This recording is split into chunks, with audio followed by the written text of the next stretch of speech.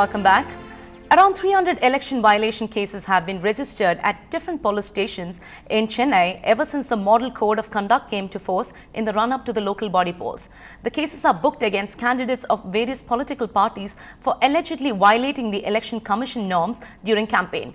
About 1,900 of the 4,876 booths in the Chennai City Corporation limits have been identified as sensitive. Additional policemen will be deployed here.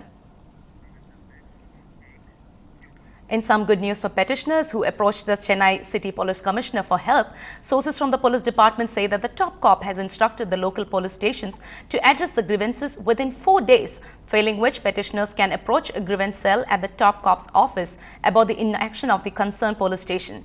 After the official merger, around 100 complainants throng the City Police Commissioner's office in Egmore almost every single day. BJP leader LK Advani's Jan Chetna Yatra has kicked off from Chhapra in Bihar.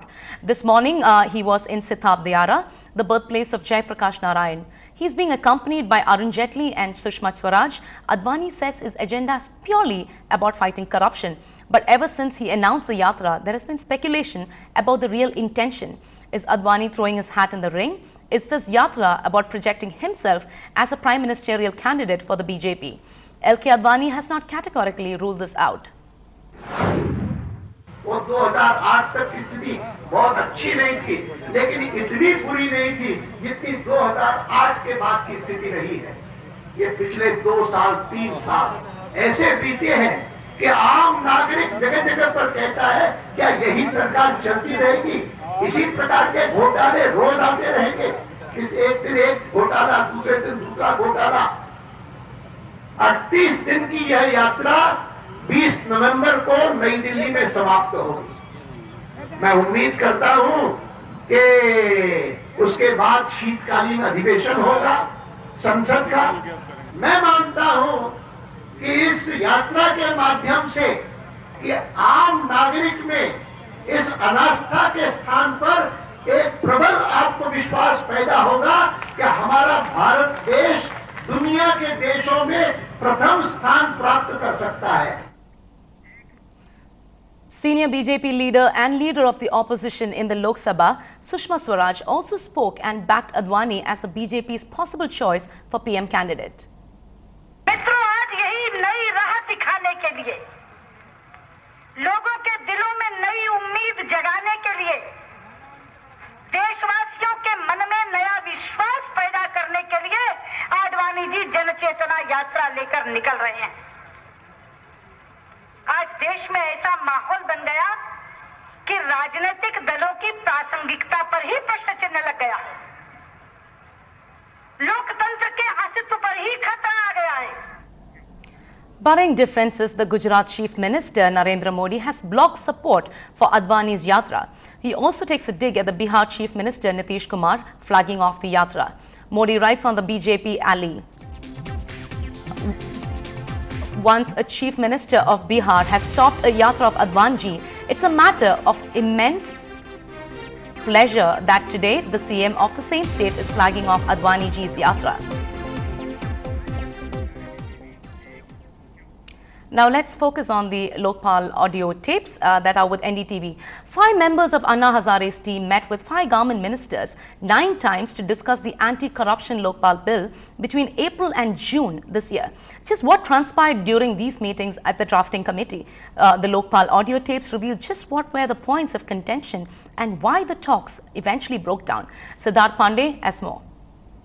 Well, 3 months after the Joint Drafting Committee finished its work, the truth of what really happened in those meetings is now finally out, and that's through the right to information. And as is pretty apparent, it was clear that while the talks started on a pretty cordial note, they essentially broke down right at the end. The one big concern that the government members essentially had was the fact that are we creating a parallel structure with no accountability? Santosh, the problem of fundamentally this, that we are setting up through your, we are not arguing here, only through your structure, we are setting up a parallel agency which is accountable to nobody. This is the big problem that we have. Accountable to the court. What court? Who is going to complain to any court against a inspector? Do you find any complaints nowadays against any inspector? People are afraid. You see, this is the fundamental problem. I can tell you, I have faced 3 defamations in Prevention of No, Corruption. I'm not talking about. Let us not think. Ordinary persons don't dare complain against any enforcement agency. We all know that. This is the rule of this country. We have seen it. This is the problem. That's the fundamental issue. Only reporting to Lokpal, not any other. Are we going to rewrite the entire criminal law today for investigation, and after investigation, registration of a case for prosecution never requires giving an opportunity to an accused? This is for the first time. No, that we are not telling here. This is for the first time that before you launch a prosecution, Not you registration, hear the accused person. Accused person will be heard by the court, not before by anybody. Every case, whether it is murder, That's why the every Home other Minister case, said we are every introducing. case, even corruption case, the law requires after investigation, when a charge sheet has been filed, and as Justice Hegde has pointed out, the question of sanction does not arise in cases of Prevention of Corruption Act, because no corruption can be regarded as being in the discharge of public duty. 4 judgments of the Supreme Court. We are doing this, sir. We are removing sanction. Otherwise, there was no sanction. Quite right. Mr. Sibbal said, because you are removing sanction, therefore What we is are the protection to a government servant, to a parallel government which is no accountable to anybody? Today the executive is accountable. No. That's the problem. There is a... No, we will have to discuss all these. Yes. Just one small clarification from your draft, page 13, 13C, functions of the Lokpal. After completion of investigation, in any case involving an allegation of an act of corruption, to impose punishment of dismissal, removal, or reduction in rank against government servants after giving them reasonable opportunities of being heard. That means here in this case, even dismissal can take place after completion of investigation, not necessarily of the trial. Yeah. Is that the meaning? It happens already. No, I am not entering into argument. I just wanted to know that even before the commencement of the trial, after the completion of the investigation, to the extent dismissal of the public servant is possible. Yeah. By It happens today also. Complying with natural justice. no, that he is being opportunity to be. For his defense. Sir, just one minute. It happens today also. Today, the power to order dismissal after departmental inquiry lies with the department. The prosecution takes place parallelly in the court. Before the prosecution is over and the trial is over, trial is independent. Today also the department can dismiss the officer before the trial gets over. The same powers are there. All that we are doing is transferring that from the department to Lokpal. That's all we are doing.